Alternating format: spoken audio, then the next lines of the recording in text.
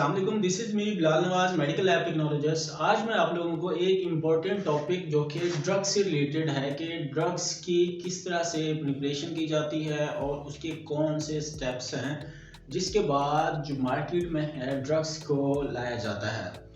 तो उसकी डिस्कवरी से लेके उसको मार्केट में लाने तक उसमें कौन कौन से स्टेप्स से उसको गुजरना पड़ता है, उन स्टेप्स के बारे में आप लोगों को बताने जा रहा हूँ। तो बेसिकली ड्रग्स होता क्या है? ड्रग्स एक केमिकल सब्सटेंस होता है जिसकी कंपोजिशन नोन होती है। मिसाल के तौर पर अगर किसी स्पेसिफिक डिसऑर्डर के लिए ड्रग प्रिपेयर किया गया है तो उसकी कंपोजिशन जो मैन्युफैक्चरर है उसको नॉन होगी और उसके बाद उसकी काफ़ी मतलब स्टेप बाय स्टेप उसकी अप्रूवल के बाद, टेस्टिंग के बाद फिर जाके उसको मार्केट में लाया जाता है। तो डिफरेंट टाइप्स की डिसऑर्डर, जैसे कि रिसेंटली कोविड आया, कोविड की शुरू में कोई ऐसी ड्रग्स नहीं थी जिससे उसकी ट्रीटमेंट आसान हो सके। तो पहले उनको मतलब डिस्कवरी हुई है एक किस चीज़ की, तो ड्रग्स स्पेसिफिक किसी सब्सटेंस के लिए बनाया जाता है ताकि उसके लिए ये सब्सटेंस या डिसऑर्डर को क्योर करने के लिए बनाया जाता है ताकि उस पर ओवरकम पाया जा सके या उसकी मॉर्फोलॉजी को रिड्यूस किया जा सके या उसके मतलब ग्रोथ को रिड्यूस करने के लिए या उसको मतलब डिस्ट्रॉय करने के लिए, उसको मारने के लिए, उसको किल करने के लिए स्पेसिफिक ड्रग्स बनाए जाते हैं। तो आइए जो ड्रग्स से रिलेटेड जो स्टेप्स हैं उसकी मैन्युफैक्चरिंग के लिए वो वन बाय वन हम जानते हैं। तो सबसे पहले जो स्टेप है ड्रग की डिस्कवरी के लिए, वो उसकी ड्रग्स डेवलपमेंट के लिए वो है उसकी डिस्कवरी कि ड्रग्स की डिस्कवरी कैसे की जाती है। उसके भी स्टेप्स हैं। तो स्टेप्स में पहले वो है प्री डिस्कवरी।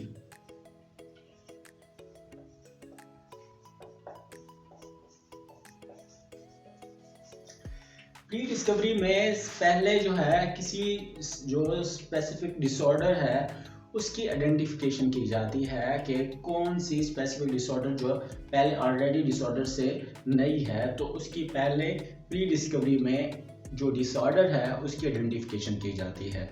उसके बाद नेक्स्ट इसका स्टेप है टारगेट आइडेंटिफिकेशन।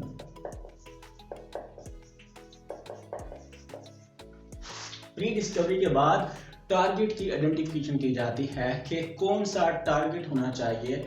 मिसाल के तौर पर किसी इंसान को या किसी पेशेंट को कोई बीमारी हुई है जो कि पहले वो डिस्कवर नहीं थी, तो उसमें कौन सा ऑर्गन जो है वो अफेक्टेड है। मिसाल के तौर पर हार्ट से रिलेटेड कोई प्रॉब्लम है या किडनी से रिलेटेड कोई प्रॉब्लम है या लंग से रिलेटेड कोई प्रॉब्लम है, तो पहले उसका टारगेट ढूंढा जाता है कि टारगेट जो डिसऑर्डर वाला है वो कौन सा है, हार्ट है, ब्रेन है, किडनी है। तो उसके साथ फिर उसकी टारगेट की वैलिडेशन की जाती है। टारगेट की वैलिडेशन में क्या आता है कि उसकी कंफर्मेशन की जाती है कि जो स्पेसिफिक ऑर्गन है, जो स्पेसिफिक साइट है बॉडी के अंदर, वही डैमेज हुई है या कोई और। तो पहले उसको कंफर्म किया जाता है कि हमारा टारगेट क्या है, टारगेट की फिर आइडेंटिफिकेशन, फिर उसकी वैलिडेशन की जाती है और लास्ट में फिर उसके लिए ड्रग डिस्कवरी की जाती है।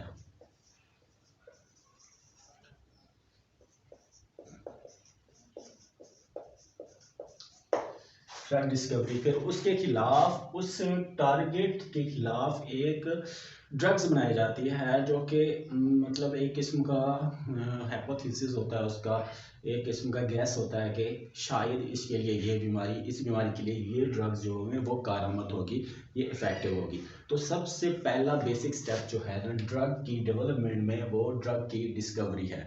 डिस्कवरी में डिजीज़ की प्री डिस्कवरी की जाती है कि डिजीज़ कौन सी है, कौन से आर्गन को इफेक्ट कर रही है, और उसके बाद टारगेट की फिर वैलिडेशन की जाती है कि वाकई वही आर्गन है जिसको डिसऑर्डर ने अफेक्ट किया हुआ है। फिर ड्रग्स की डिस्कवरी की जाती है, उसके बाद ड्रग्स बनाए जाते हैं उसके लिए, फिर उसकी ड्रग्स की डेवलपमेंट की जाती है। ये दो आपस में सेम है, मिलते जुलते हैं, डिस्कवरी के बाद उसके खिलाफ कोई ऐसे ही ट्रायल बेस पे ड्रग्स बनाए जाते हैं। वो डिफरेंट टाइप्स के हो सकते हैं।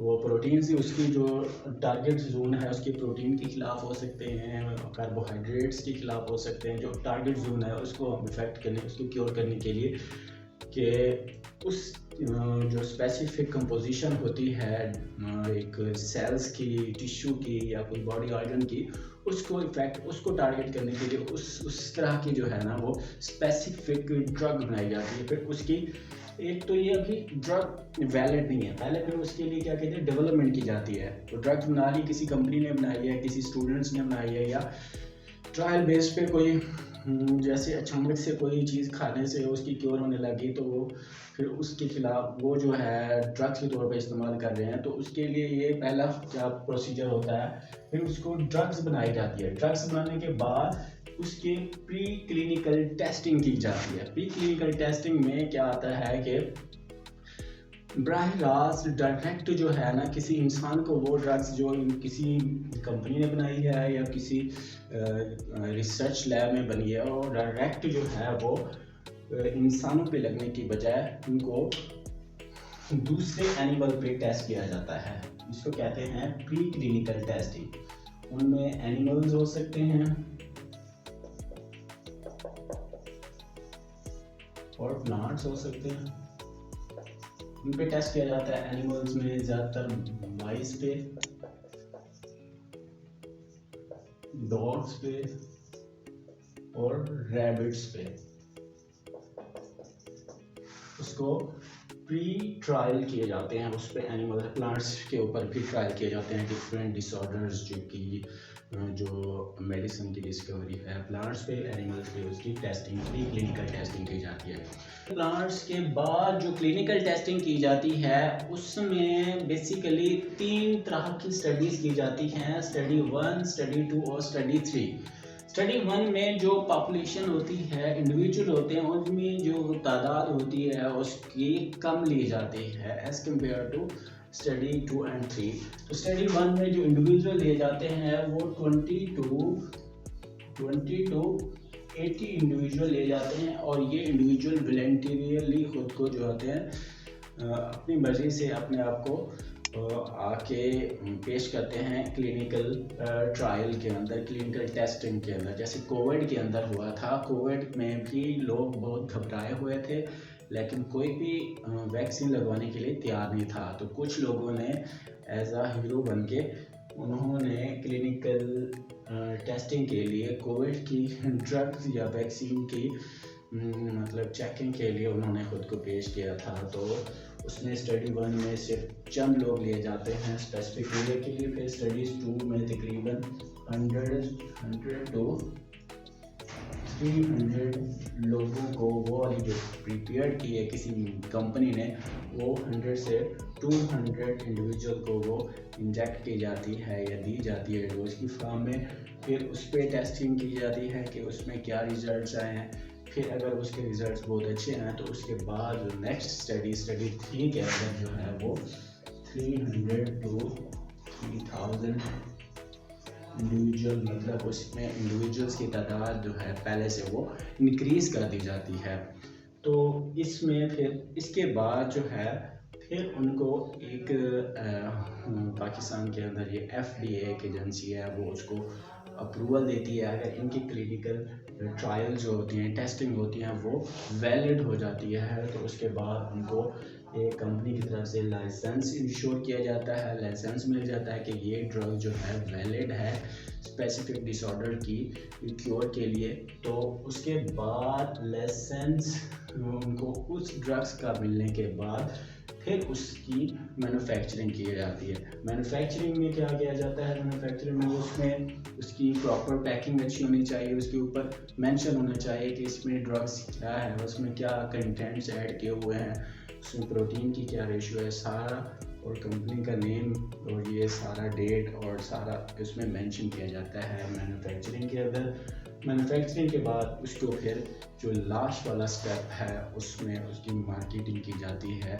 जो डिफरेंट रैप्स वाले होंगे, कोई जो जगह जगह जाते हैं डॉक्टर्स के पास अपनी जो उन्होंने ड्रग्स की डिस्कवरी की है और मैन्युफैक्चरिंग की है, उसके बाद क्लिनिकल ट्रायल दिखाते हैं, आउटकम्स दिखाते हैं, और इस जो बेस्ट मेथड है ड्रग्स का, जो उसकी एफिकेसी, उसकी एफिशिएंसी कि कितनी ज़्यादा अच्छी ड्रग है, वो डिपेंड करता है कि उसके कितने कम साइड इफ़ेक्ट हैं। जितने ज़्यादा कम साइड इफ़ेक्ट्स होंगे वो अच्छी होगी, और उसके जो आउटकम हैं वो बहुत अच्छे होने चाहिए।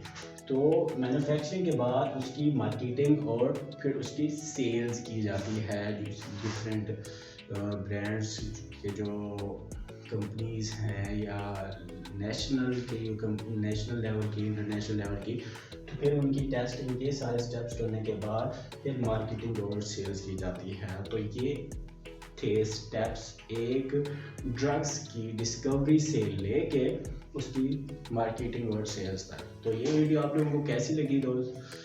उम्मीद है आप लोगों को ये वीडियो पसंद आई होगी। अगर कोई क्वेश्चन है इससे रिलेटेड आप लोगों के माइंड में, तो आप लोग कमेंट में ज़रूर पूछ सकते हैं।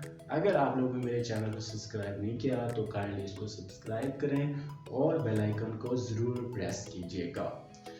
तो मिलते हैं नेक्स्ट वीडियो में किसी और अच्छे और इंटरेस्टिंग टॉपिक के साथ। तब तक के लिए अल्लाह हाफिज़।